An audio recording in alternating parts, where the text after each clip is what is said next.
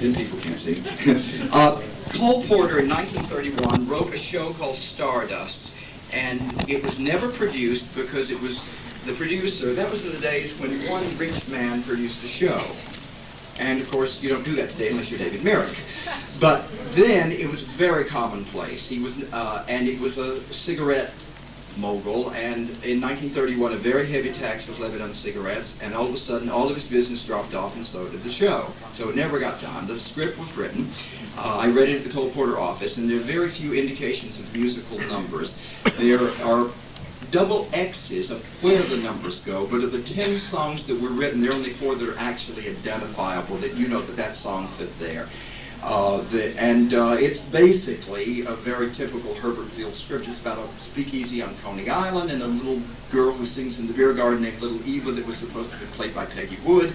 And they want to stick her on the radio as Miss Mystery, and she sings on the radio with a veil over her face so that people listening will recognize her. And then there's a whole thing mixed up with gangsters substituting another Miss Mystery, and her theme song, according to the script, is Mysteriously, which Patrice Munsell will sing. But anyway, basically, the story is very negligible because basically it's a real conglomeration. And it was a first draft of the script, and they never got beyond that, so they never got to do any work on it, and it's very long, so the story's totally unimportant. But the music is important, and some of it is absolutely wonderful, and it's in essence the world premiere of a Cole Porter score, I guess, because it's never been done till now. And so we're going to start, and we got 3 wonderful surprises tonight.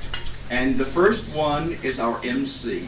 This is a lady who most of you probably have not seen very much on stage because most of her work has been in the movies, but dozens and dozens and dozens of movies. Her last Broadway appearance was in Applause on Broadway, and I saw her in it. She was absolutely wonderful. But if you've never seen her on stage, you're going to find her absolutely charming. Ladies and gentlemen, Miss Arlene Dahl.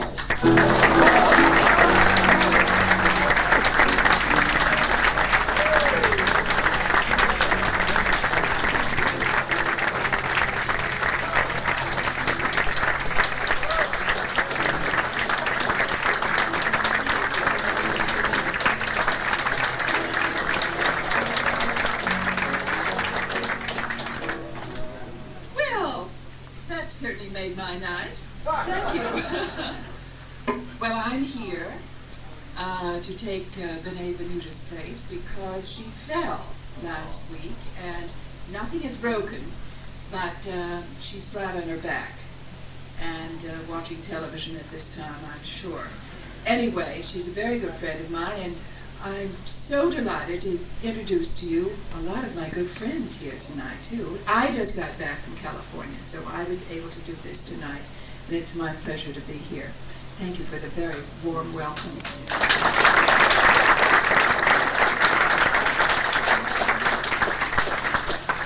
Jerry has told you, given you a build-up of Stardust, and the first song that we're going to hear tonight was too good not to go into another show after Stardust didn't make Broadway. And that show was A.K.A. Divorcee. I'm sure all of you have heard of that title. Now, what you may not have known is that it was sung by Fred Astaire and Claire Luce. I didn't even know she sang. But apparently she did, you know, with that lovely hanky, the way she does things. And for some unknown reason, it was cut from the movie version of The Gay Divorcee with Ginger Rogers and Fred Astaire. Well, to sing it tonight is one of Broadway's most electrifying performers. She stopped the show in Promises, as well as Company, and is performing again nightly just across the street in a chorus line, for which she won the Tony for the Best Actress of the Year in a musical in the role of Cassie. Donna McKechnie to sing I've Got You on My Mind. Donna?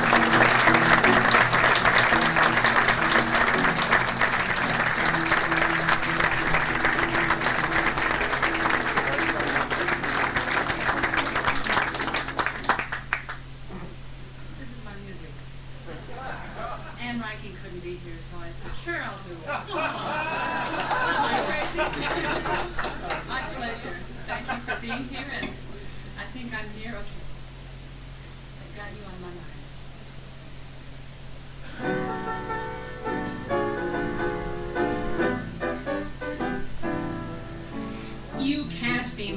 surprised to hear. I think you're sweller than swell, but granting all your virtues, dear, you've certain failings as well. You don't sing enough, you don't dance enough, you don't drink the great wines of France enough. You're not wild enough, you're not gay enough, you don't let me lead you astray enough. You don't live enough, you don't dare enough, you don't give enough, you don't care enough.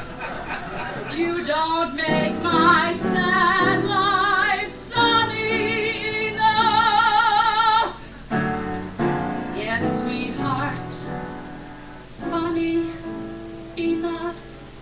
I've got you on my mind, although I'm disinclined. You're not so hot, but I've got you on my mind. I thank the gods above if I could only love somebody, not you, but I've got you on my mind. Let my poor upset leisure be, otherwise my pet treasure be, and arrange to let pleasure be a bit less refined. For darling, not until I get that famous thrill will I be resigned. I've got you on my mind. That's great.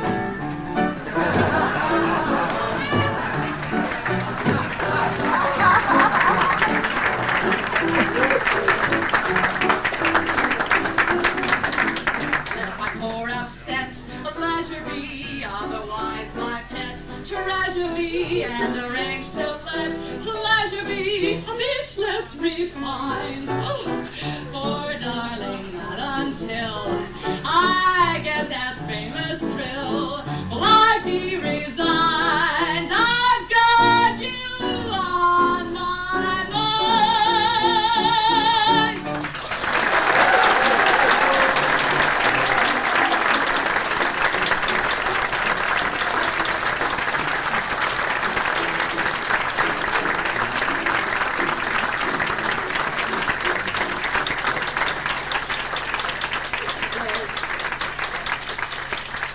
Thank you, Donna. Thank you so much. Now, we're going back to Stardust for a minute.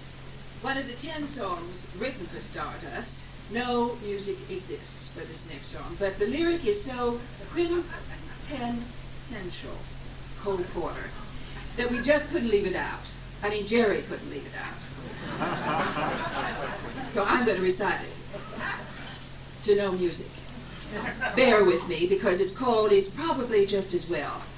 And I just love the lyrics. So there's no music, but it's probably just as well. It's probably just as well when I proposed you didn't seem disposed to think it swell. It's probably just as well we didn't attempt to dwell in one of those fetid, underheated cottages in the dell. Whenever the husbands tell about their wives, it's plain their married lives are simply hell. And if we two had ever wed, today I'd be potty and you'd be dead. So, although we're only friends instead, I thoroughly trust the evidence must convince you that it's probably just as well.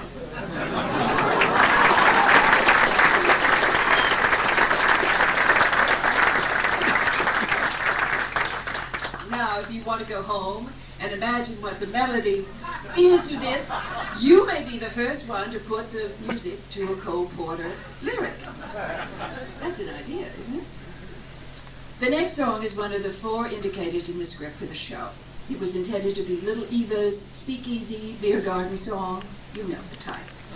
Singing it is a lady who brought style and glamour back to Broadway with her legendary performance in 9, for which she won both the Drama Desk Award and the Tony.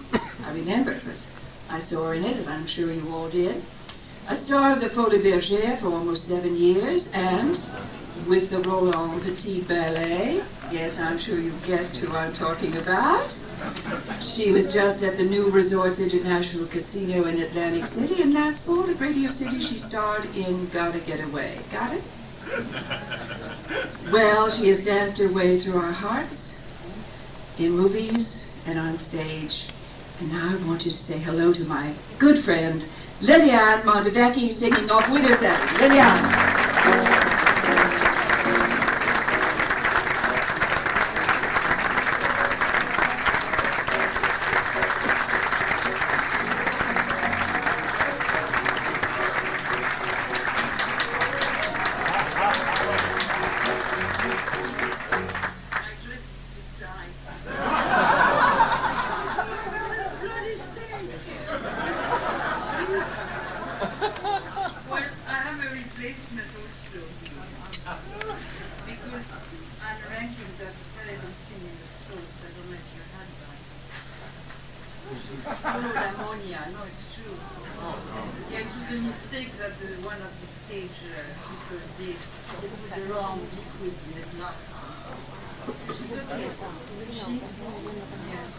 Anyway, I'm here to replace her. I wish I could. I look as well as she does.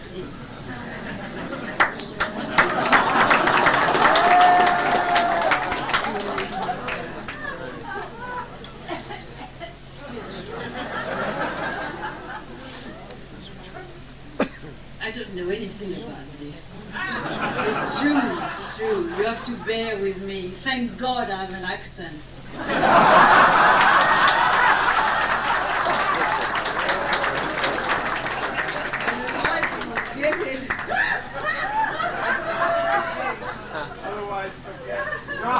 Yeah, okay.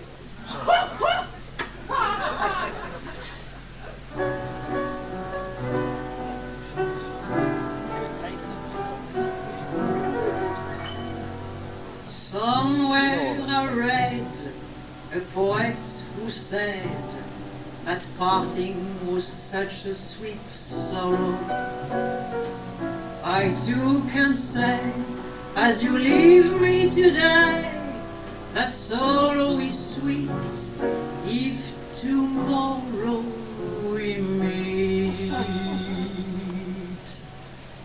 Auf Wiedersehen, auf Wiedersehen, so farewell till we meet again. For though we part, we know, sweetheart, our love could not be in vain. You'll trust in me, I'll trust in you, and soon we'll live in a dream come true. So please don't cry, it's not goodbye, it's only a Wiedersehen. So fare thee well till we meet again. Our love could not be in vain. You'll trust in me, I'll trust in you, and soon we'll live in a dream come true. So please don't cry, it's not goodbye, it's only a Wiedersehen.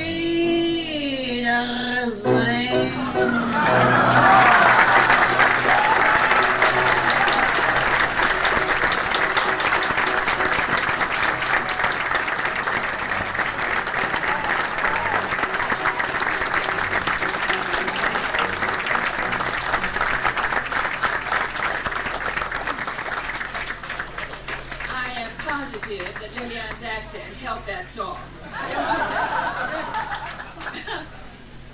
Now this Stardust, it goes on and on and on. The stories that you're going to hear about Stardust. The love song intended for Stardust had originally been written for 50 Million Frenchmen. It was discarded from that show.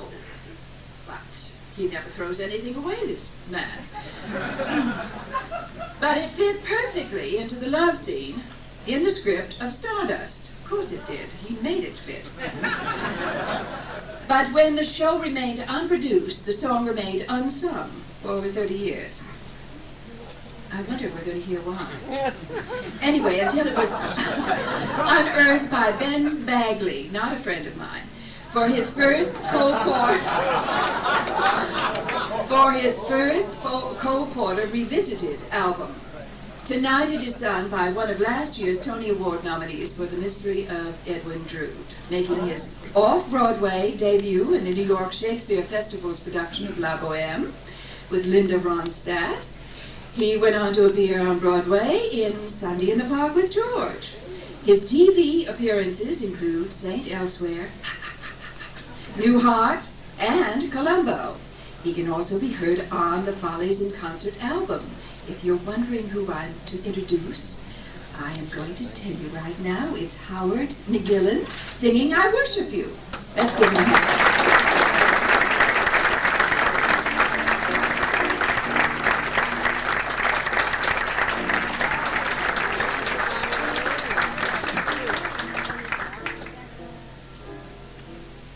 Back in the days when Greece was mighty, men used to worship Aphrodite. When the Phoenicians threw a party, the driest host drank a toast to Astarte. The big Egyptian sacrifices were made to please the goddess Isis. And one of my most ancient vices is my worship of you. I don't love you, dear, I swear it's true. I don't love you, dear, I worship you. Must I modify my point of view? Why should I be odd if I worship you? On that sacred day, when you become mine, somewhere far away, I'll build you a shrine. There I'll put you, dear, and when I do, I'll get on my knees and worship you.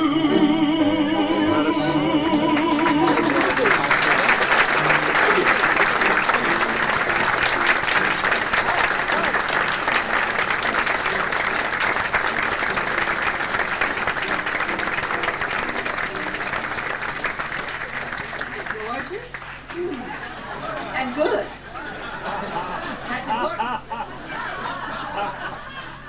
Now, the next song was written for Stardust under the title He Never Says He Loves Me. When Cole Porter was rehearsing Nymph Errant before its opening in London, he needed a piece of specialty material for Gertrude Lawrence, and he chose this. Changing the word says to said, plus a few other lyric alterations, the song was retitled The Physician. I like the first better, didn't you? Yeah. Anyway, the show was never performed on Broadway, so we never got a chance to hear it. To sing it tonight is a star who was the youngest singer ever to make her debut at the Metropolitan Opera. After being the darling of the opera critics, she found that she couldn't resist show business. She had her own television show, which I adored, I'm sure you did too, and starred in the Lincoln Center production of The Merry Widow, as well as Maine, Kiss Me Kate, Applause, to name a few. Patrice Munsell, my friend, singing The Physician and Mysteriously. Patrice.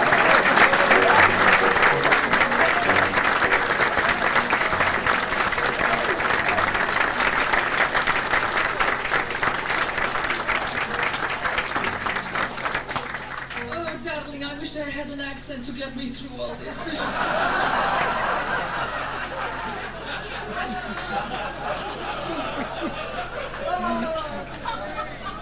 Better I should do 6 performances Lucia di Lammermoor than one of this. Anyway, we love it, and we're here because we support Jerry, and it's a great idea, and I'm so glad you all came too, because obviously you feel the same way that we do. You know, I always carry a little black book along with me with the name of a doctor in every city because you don't want to cancel it. Just, you hate canceling when you're on the road. And I was discussing this with Mabel Mercer years ago, and she said, oh yes, Pat, I always have my little black book that I carry along. And she said, as a matter of fact, I was singing in London last year, and I had to rush off to the doctor. I had a bad throat, and the doctor took a look at my vocal cords. I mean, she was very, very proud of her age. He took a look at my vocal cords and said, Miss Mercer, how old are you? And very proudly she said, I'm 76 years old. And he said, that's amazing. You have the vocal cords of a much older woman.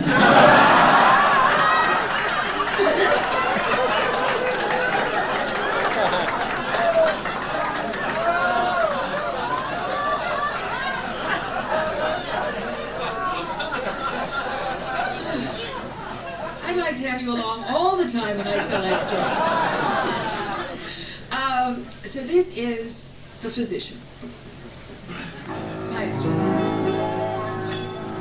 Once I loved such a shattering physician, quite the best looking doctor in the States.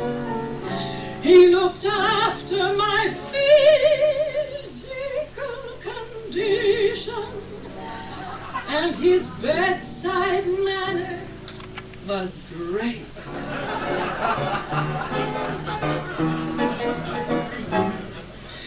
He said my bronchial tubes were entrancing, my epiglottis filled him with glee.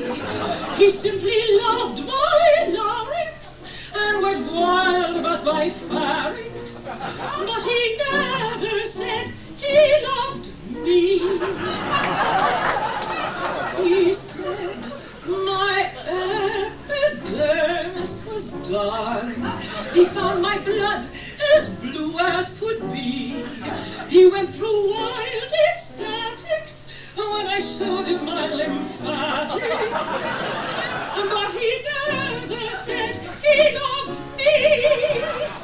And though no doubt it was not very smart of me, I kept on racking my soul to figure out why he loved every part of me, and yet not me as a whole.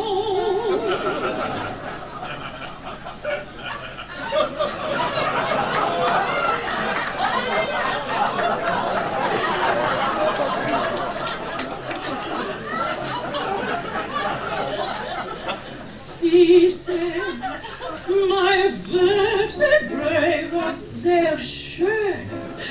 He found my coccyx plus que gentil. He murmured molto bella when I sat on his patella. But he never said he loved me. He seemed amused when he first made a test of me to further his medical art. But he refused when he fixed up the rest of me to cure the ache in my heart. And yet he lingered on until morning. But when I tried to pay him his fee, he said, why, don't be funny. It is I who owe you money. But he never said. He said he really thought a lot of my medulla oblongata, and my pancreas and sternum made him sing a cantata. When I shook my pelvic girdle, well, he did a double hurdle. My appendix just tremendous, cerebellum simply swellum. But he never said he loved my sinuses and spleen and every organ in between, and yet he never said he loved me.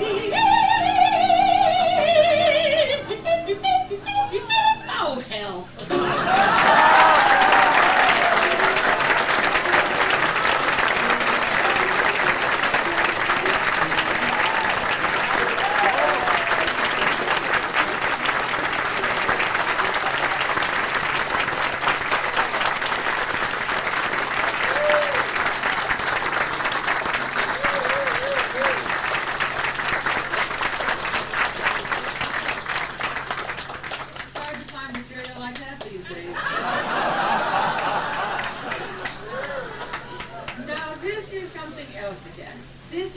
Stardust. I hope I know it. I'm not exactly sure. I think Cole must have been camping when he wrote this song. The lyrics don't exactly sound like him. But the barmaid, I thought I was a German baroness singing this song. Instead, Jerry just told me I'm a barmaid, and I have a great radio show, but I'm the one... You're heaven. And on my radio show, nobody knows who I am. I'm a woman of mystery because I always wear a veil. Now, how it would make any difference on the radio, I don't know, but this is their story. Anyway, this is called Mysteriously.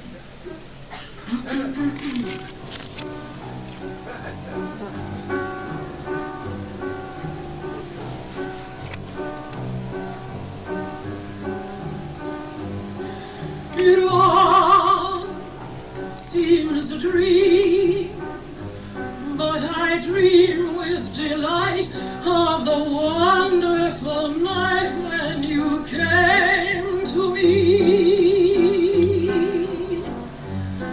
Mysteriously,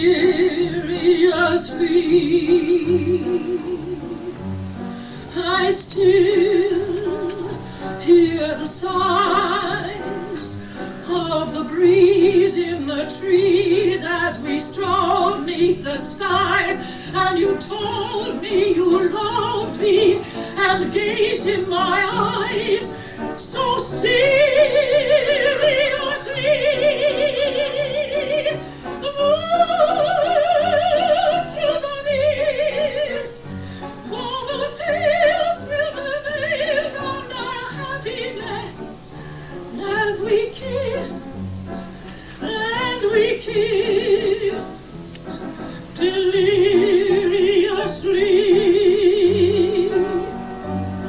and now you are gone, and the moon looks so cold and so old and so wan, but the magic of music that brought us together still throbs and throbs and throbs on and on,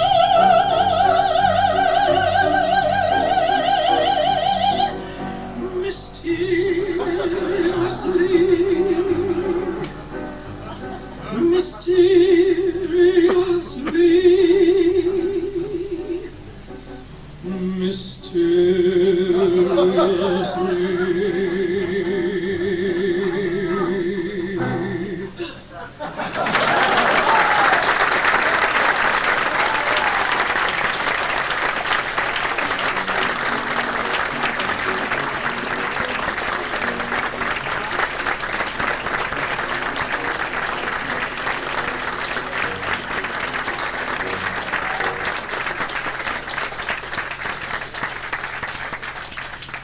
Great fun at a cocktail party, too, and even at a dinner party. There's nothing mysterious about her talent, I can tell. Anyway, the next song will be sung by one of Broadway's newest stars. She appeared on Broadway as the leading lady in Sunday in the Park with George. She made her Broadway debut in the title role of Agnes of God and continued in it in the National Company. Her original theater roles range from I Do, to Three Penny Opera, to Romeo and Juliet, to Uncle Vanya. So she has quite a range of talent here. She is presently appearing as the second half of the title in Me and My Girl. I Know You Guessed, for which she received rave reviews for her performance.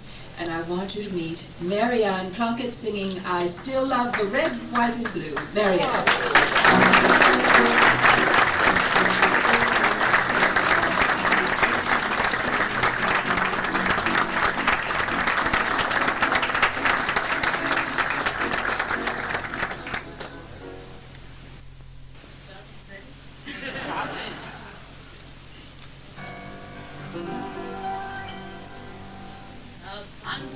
Bolsheviks one day were working out an easy way to make this hellish world a perfect heaven. men. And among that thickly bearded clan, to discuss the 5 and 10-cent plan, was a pure American girl of 37. The leader rose and said to them, "Is this the flag you love?" And he waved a scarlet banner to and fro.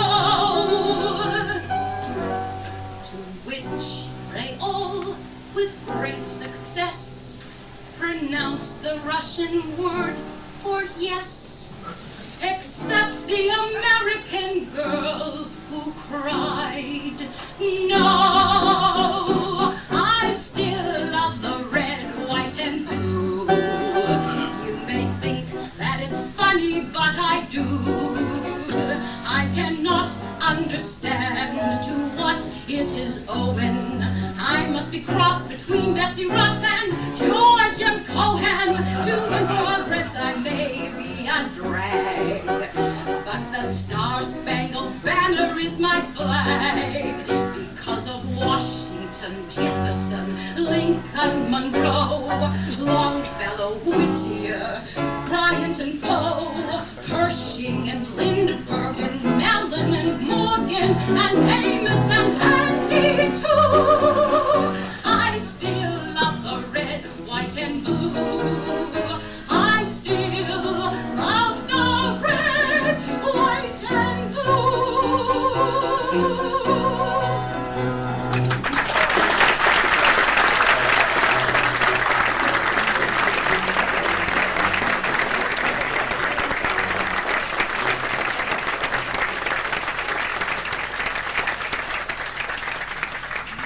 And we love you, Maryann, too.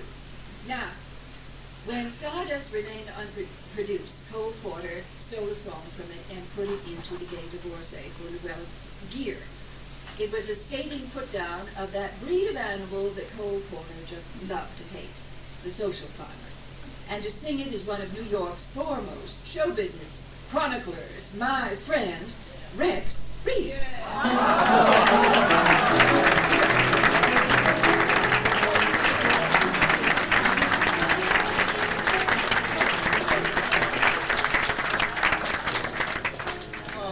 After all these voices, you're looking at the face of courage. Well, it is true that Cole Porter was a great practical joker, and he and his friends Elsa Maxwell and Lady Mendel, who was Elsie DeWolf, and Monty Woolley, and all of them, you know, used to sit around putting people down all the time. Of course, we don't do that anymore. This is, we have Sylvester Stallone movies now. We don't, nothing bad to say about anybody. Anyway, what happened was they just decided that they would invent this couple. They made them vulgar, nouveau riche, truly tacky people, and they said they're going to be from Tulsa, Oklahoma. We'll call them Mr. and Mrs. Fitch, and they even gave them initials SB, get it? And so when they went to, when they were invited to parties, it got to be a real in thing among this crowd. Whenever people would invite them to dinner parties and they didn't want to go because the people were colossal bores, they had this little inside joke. They would say, "Oh, sorry, darling, we can't come tonight. We're dining with the Fitches." And it got to be a big joke. So when they went to Paris, Cole and his friends fed all of these really tantalizing gossip items to all of the newspapers. And before it was the Paris Herald Tribune, it was called the Paris Herald. And they sent all of these stories to the Paris Herald all the time about what the Fitches were doing. And they were always doing something truly awful, something that would just shock everybody. And they inspired all of these angry letters. And they ran pages and pages of letters from angry Americans in Paris who wrote in about these terrible people called the Fitches. And what can we do about these people? And here's one, a man who wrote in, and he says, "Every clear-visioned, far-thinking person, whether he's 100% American or not, knows that it is just such 100% Americans as Mr. S.B. Fitch, who is the fundamental cause of all the misunderstandings between nations, unspeakable wars, financial depressions, unemployment, bootlegging, misery, and bad art. They had a ball until finally their cover was blown. And it was blown by the fact that one day Cole and his friends themselves read in the paper that Mr. and Mrs. S.B. Fitch of Tulsa, Oklahoma had been tragically killed in a car accident in Rome. Well, you can imagine how shocked they were. Cole said, called us the next one and said, did you hear about this? I mean, who dared to print this? Which one is guilty? Well, it sort of ended a real controversy that went on between both sides of the Atlantic until finally it was it was finally revealed in a New York paper. Cole Porter, who in Paris has a music room with lacquered walls, chairs covered with white kid, and zebra rugs thrown over the highly polished floors, is in New York looking after the details of his newest musical comedy. But last summer in Paris, Cole played a really nasty, shabby trick on one of my friends, the editor of a society column in the Great Paris Herald.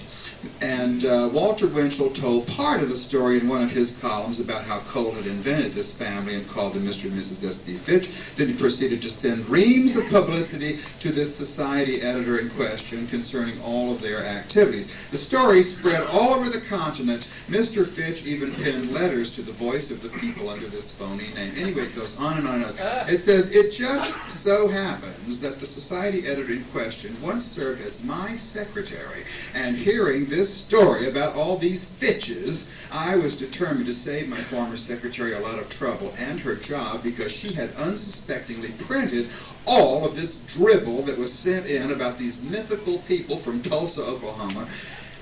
What Mr. Winchell did not tell all of the readers was that one morning several weeks ago, Cole and the rest of the razzle-dazzle Americans set in Paris were astounded to read in their favorite Paris journal a notice in the obituary column announcing the sudden death in Rome of Mr. and Mrs. S.B. Fitch. That notice was inserted, and it was paid for by me, Charlie Knickerbocker. It was the end of Cole's little joke, but as Arlene says, he never threw anything away, so out of it came this song.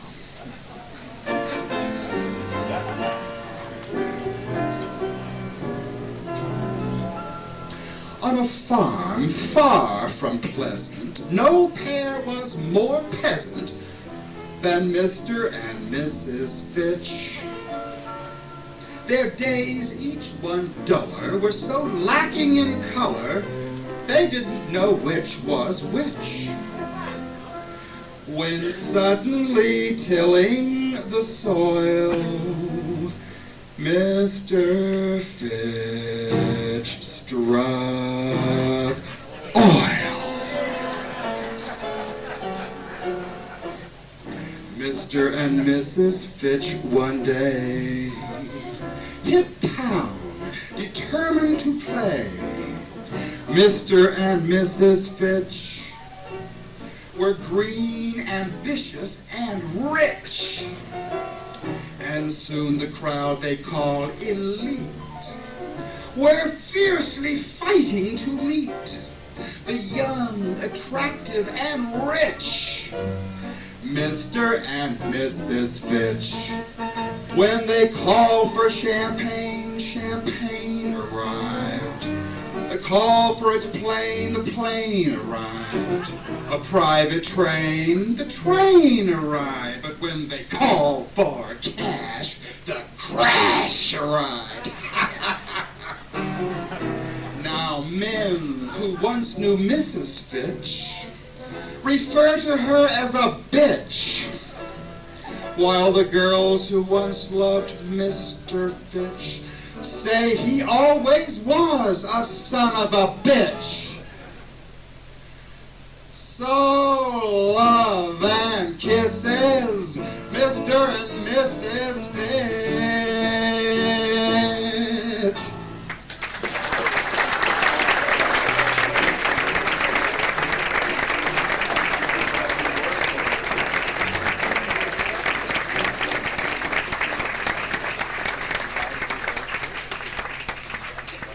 Thank you, Rex. That was just fine.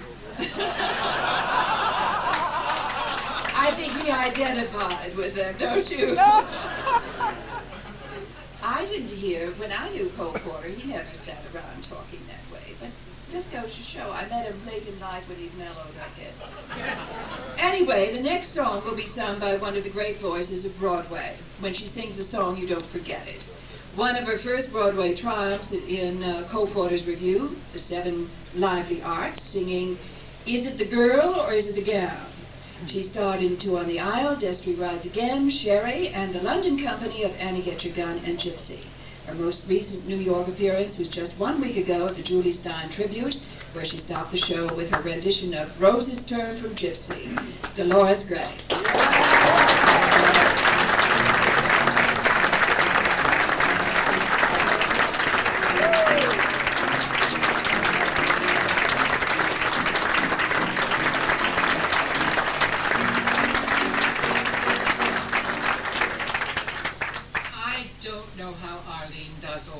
Wonderful things that she does. She has wit and humor, and God knows that's the most beautiful mistress of ceremonies I've ever seen.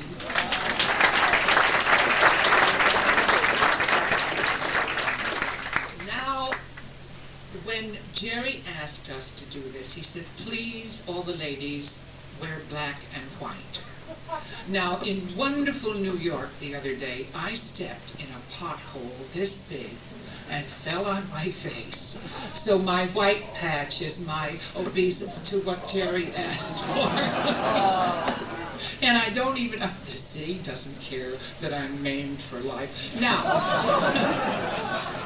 Jerry has asked me, just like my darling Rex, he asks us to do all these very obscure songs, and I'm absolutely convinced that several weeks ago I wore out my brain.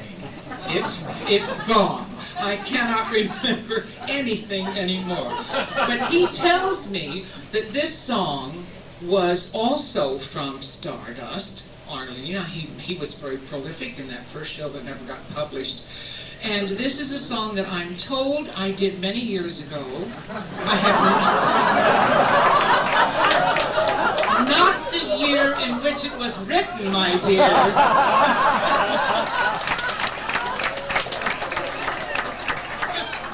It says here 1931. But anyway, I guess I did it on a Ben Bagley record, and he asked me to do it, and I said, but I don't even remember it.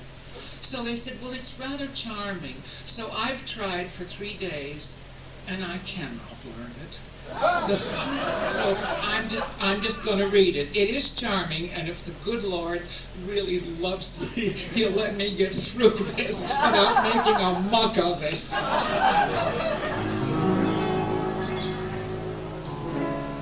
A certain yearning is burning me up, I never felt before. Ideas within me are churning, concerning, returning to nature once more.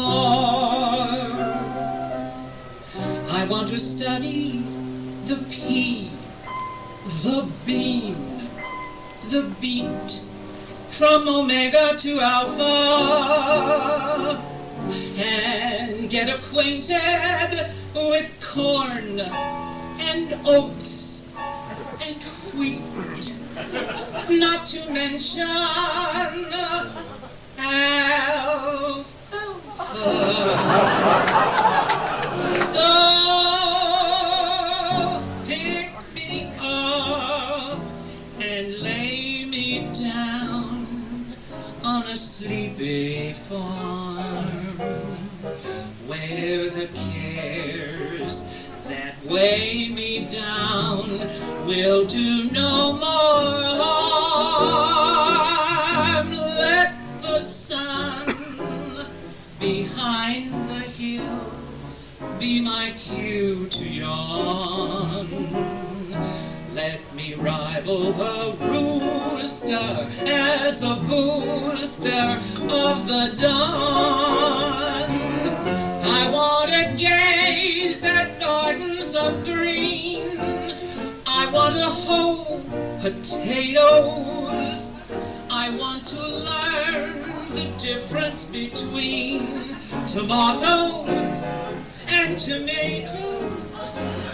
If you know of such a spot not too far from town, pick me up and lay me down.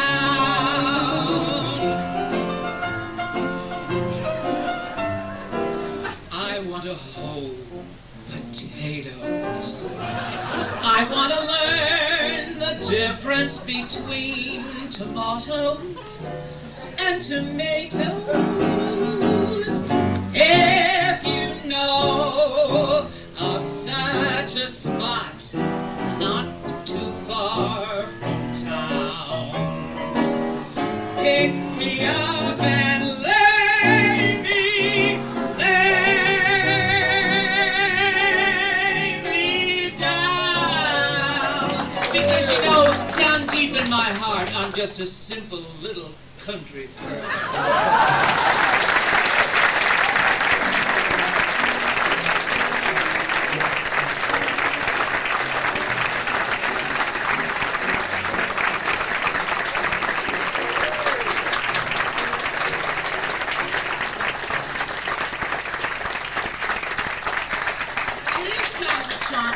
Even when you're terrified of it.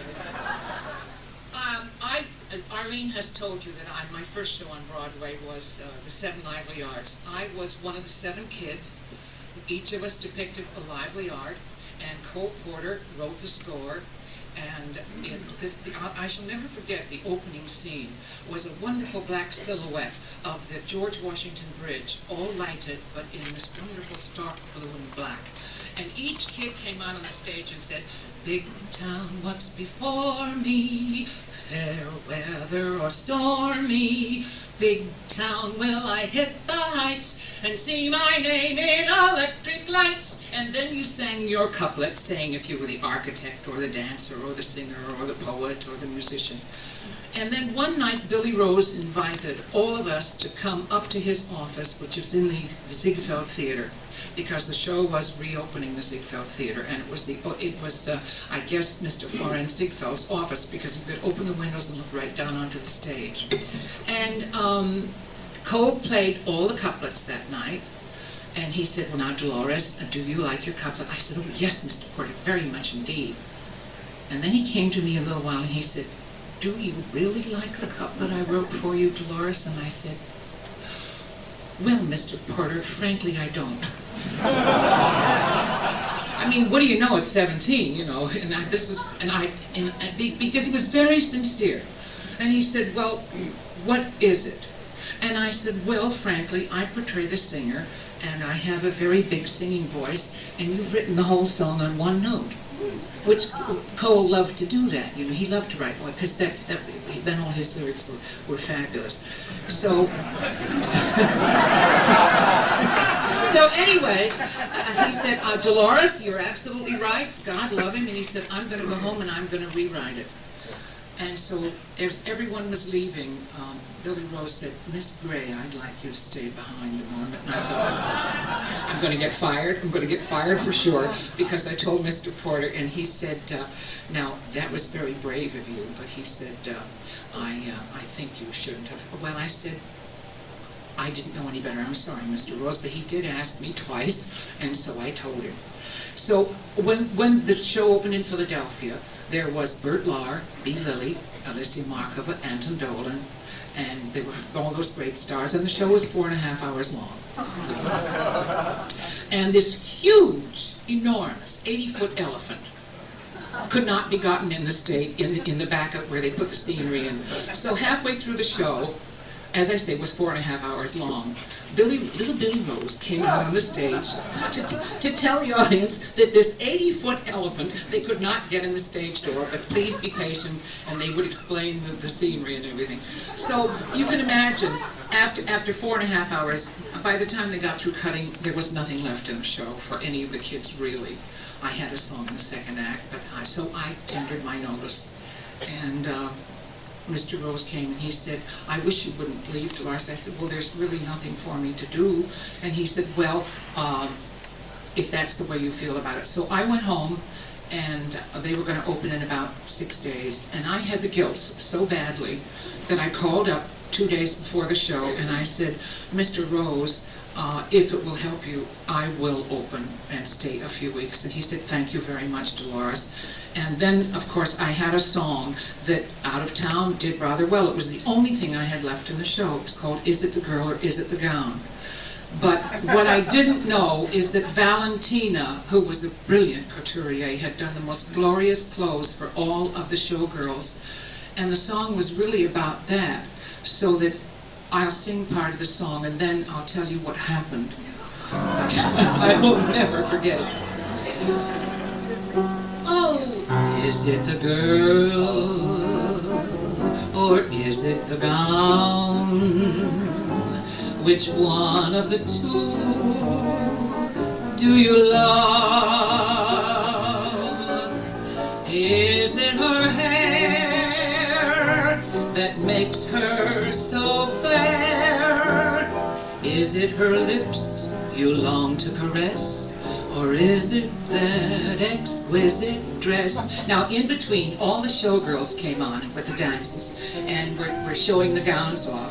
And Valentina was there with all her friends, and every time a dress came on, the audience went like this.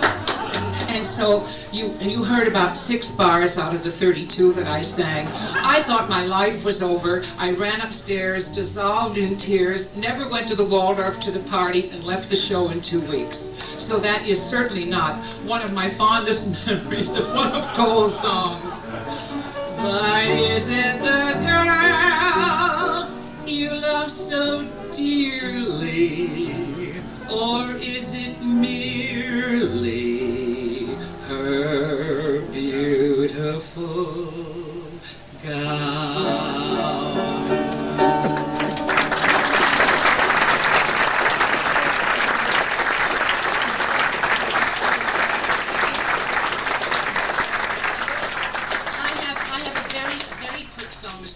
This is also a song that I sang, but I only did it in Philadelphia because by the time we came to New York, my wonderful solo that I sang with Benny Goodman had been cut. But it is a beautiful song.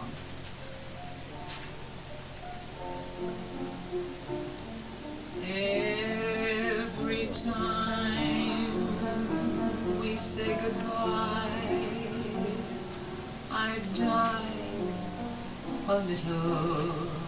Every time we say goodbye, I wonder why, a little. Why the gods above me, who must be in the know,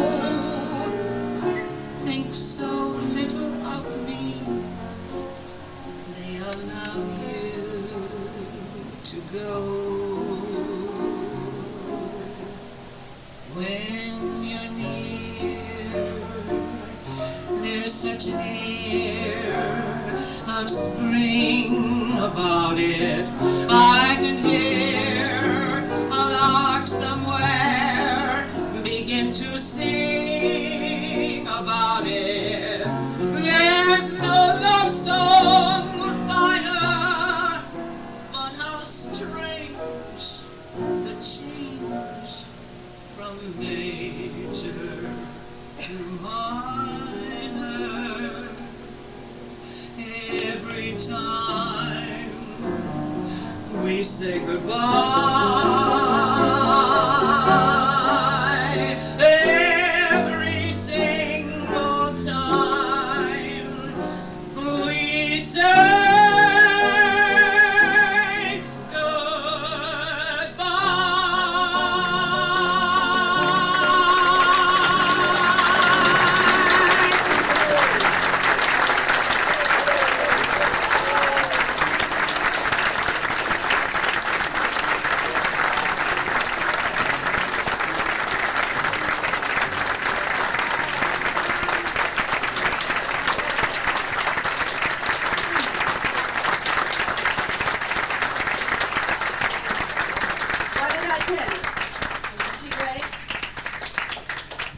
Well, this next singer also began her Broadway career with Cole Porter in Seven Lively Arts as a dancer.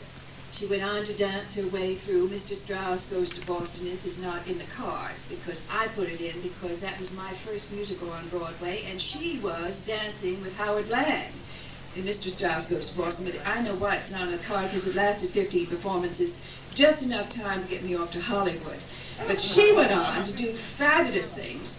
From there she went into High Button Shoes, and then from there to leading roles in the 50s revival of Pal Joey, for which she won the Tony. Hazel Flagg, Sweet Charity in 1971. She won her second Tony for the revival of No No Nanette. Then I Can't Keep Running on In Place, a remarkable performance as Tallulah. We all know who Tallulah is. And for a number of years she's been on ABC's TV's daytime serial Ryan's Hope. I think you might have guessed who she is now. She's now going to sing the great standard which Cole Porter originally wrote for Stardust and 3 years later put into Anything Goes, my friend Helen Gallagher.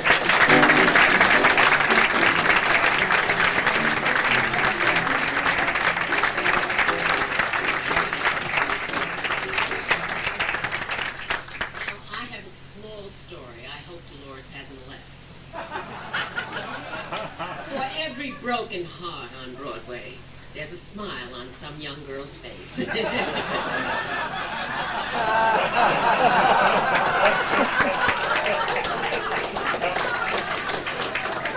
I was in Seven Lively Arts. I was almost fired after the first 3 days because I didn't do point work very well. But anyway, I was a very good jitterbugger. I had learned it on the streets of the Bronx. And so therefore they didn't fire me. And then about a week or so after we opened to New York, they had to have an understudy for Billy Worth. I don't know if you remember her or not, but she played the dancer of the Seven Lively Arts. They had to have an understudy for her, so I auditioned for it, and I got it. Then Dolores made her very precipitous leaving in Seven Lively Arts, 2 weeks after we opened. I remember that very correctly. And they moved Billy Worth into her part. So there was a big hole for the seventh of the liveliest arts, and that was the dancer. And I took over. And then later I went and joined you in Strauss Goes to Boston, which should have stayed there. Yes, right. Now, the song that I've chosen to sing tonight, mostly because I do know the words, though they can fail me at any moment, I have a gift with forgetting lyrics.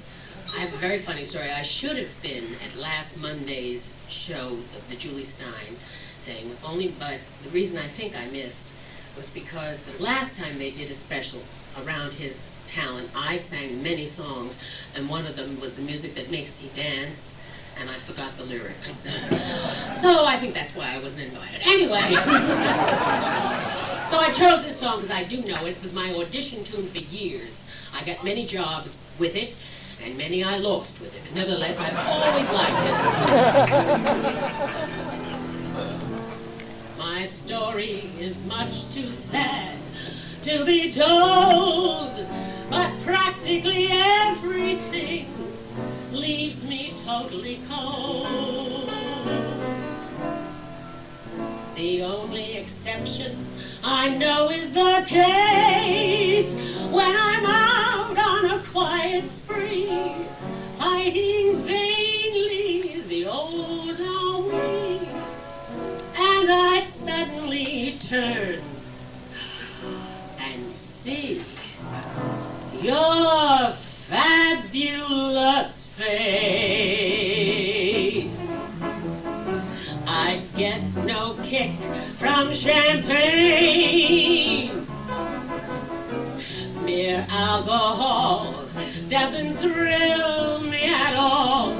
So tell me, why should it be true that I get a kick out of you? Some get a kick from cocaine. I'm sure that if I took even one sniff, that would bore me terrifically too. Yet I get a kick out of you. a kick every time I see you sitting there before me.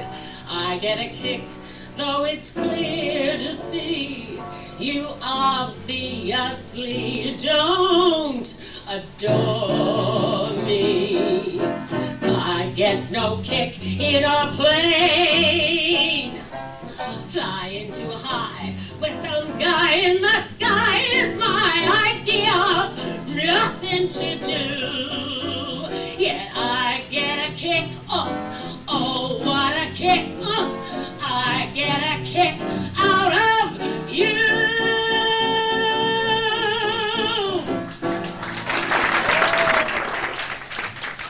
Well, ladies and gentlemen, that's all the songs he wrote for the show.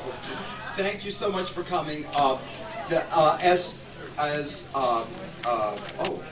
Someone said Anne Reinking had swallowed the ammonia, and we had an asterisk beside Dorothy Loudon's name. She got a movie. She had to go to California, and she knew it was pending, but she didn't know when it was, and it's 2 weeks, and it's right in the middle, right now.